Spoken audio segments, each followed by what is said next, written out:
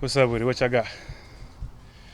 What's it like to have your old linebackers coach It feels amazing. We went through a lot those first 3 years, and obviously I paid close attention. When he left, and we stayed in touch. And so when I heard he was coming back, I just had a lot of joy, had a lot of excitement because I felt like we had a little bit of unfinished business, and it's just good to have him back. Good to have that mind back because he's helped me more than just a player, as a person, and I'm excited to grow with him. What'd you gain out of staying in touch with him? He has so much knowledge about the game and so much knowledge about just every aspect of everything. Just as like how to handle your finances, your family, the situations where you have some success, and he kind of made me the reader that I am today. He made us kind of do a book club my second year. So just always like expanding your mind, always challenge yourself. Don't let yourself get so caught up into football, because football is only like a short chapter. You never know how long you're gonna play. Hopefully you play long, but just keeping your eye on something bigger than what it is, and being a good person. How different is he in a defensive coordinator role compared to a linebackers coach? How much is he different?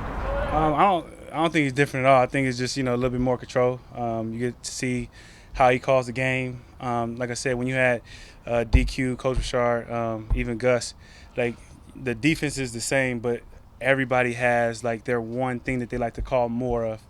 And so you starting to see what his one thing he like to call more of and what he favors and stuff like that. So it's fun. Obviously, you get to kind of like be a little bit closer to the D coordinator and kind of understand what he thinking. Because we've been together for so long. So I know he thinking, he know what I'm thinking. So I think it's going to definitely help us on the defense. What is his intensity like for you guys? What was what? His intensity, what's that like? It's fun to be around. I think I definitely miss that. When you have days where it's raining and stuff like that, you got a guy that comes in and brings some light into the room. It's always a pleasure to have. And I mean, y'all see him out here on the field always yelling and saying something to somebody. So he just brings a certain energy, a certain passion to the game that he's an amazing leader, and he brings a lot out you. I feel like he gets the best out of everybody because he takes time with that connection and gets to know everybody. What do you think would be the one thing on a kid defense he would emphasize? As far as what? Just the type of thing that you're saying. Each coordinator would be different. I think as far as like the front, like they have like certain one guy's favorite man calls, other guy's favorite zone. One guy likes to blitz a little bit more, another guy doesn't. So it's kind of early to tell. I wouldn't mind blitzing a lot. So we're gonna see. Hopefully he leans towards blitzing. Bobby, I think last offseason you said you were pass coverage. Get better with their folks crazy. Yeah, just I think I always try to like focus on my coverage on the running backs. Especially when I'm out there by myself. I always want to improve in the pass coverage. I still think that's something I can still improve on. I still want to get my hands on more balls and try to make a little bit more plays than I did last year. So there's always room for improvement. Obviously, I think leading is going to be one too, stepping up in that aspect. But all those things I'm excited for.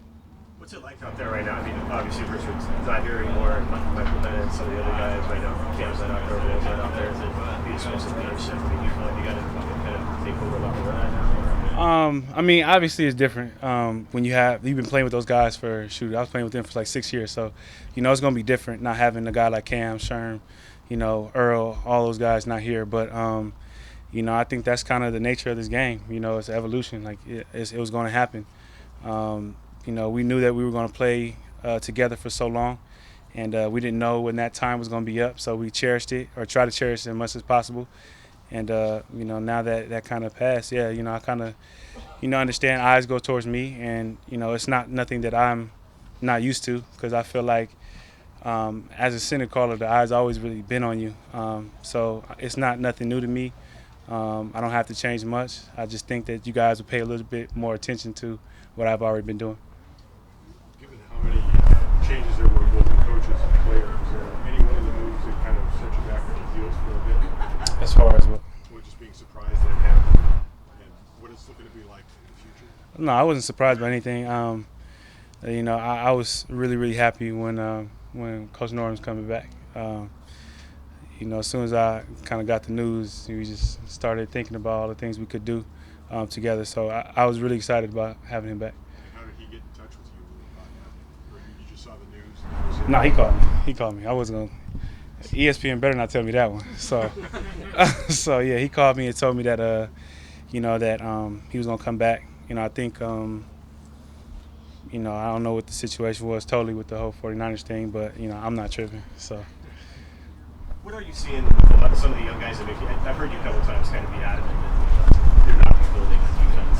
Yeah. Maybe a little bit, that's the perception that's out there. But what are you seeing maybe as some of the young guys that continue to be that? Yeah, I don't know. I don't know why like people feel that way. I feel like we got a bunch of players that are very good. Like we had such a talented group while we were here. You know, each person I feel like if they went and were on a team by themselves, they would be a star in their own rights.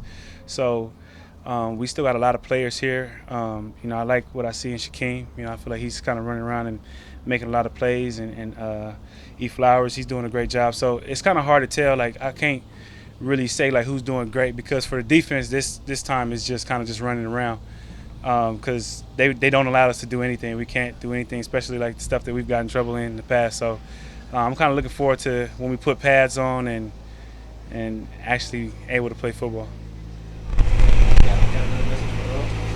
Got another message for Earl? Nah, man, we just, you know, we want him back. You know, we appreciate him.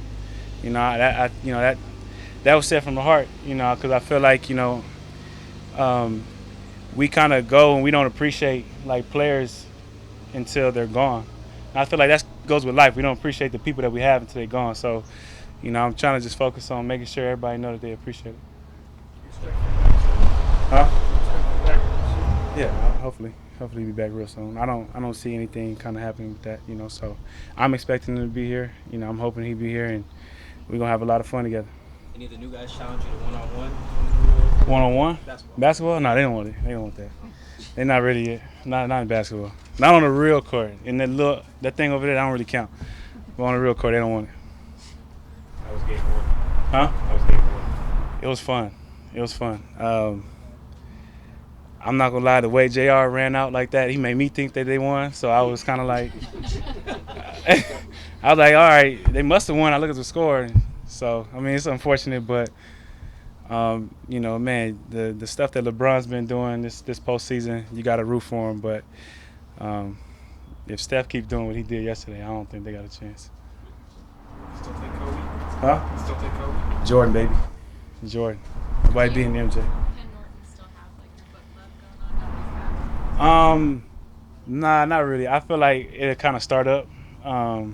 But I think we were like at that point where we were at, it was like everybody was second year, probably like 21, 22. So, you know, he trying to make sure we didn't just focus on girls football and all that stuff. So, so we were, you know, we started like doing a little book club, having a little book and making sure like we exchanged it to each other.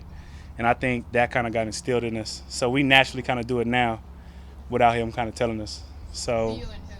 Like Me, KJ, and then shoot, everybody else kind of coming in and coming out. So whoever we can get the book to before they shake. You know, I gave Shaq a book. So we kind of just do it that way. Or we just talk about like stuff that we read and kind of inspire people. What was the best book you read as part of the book club?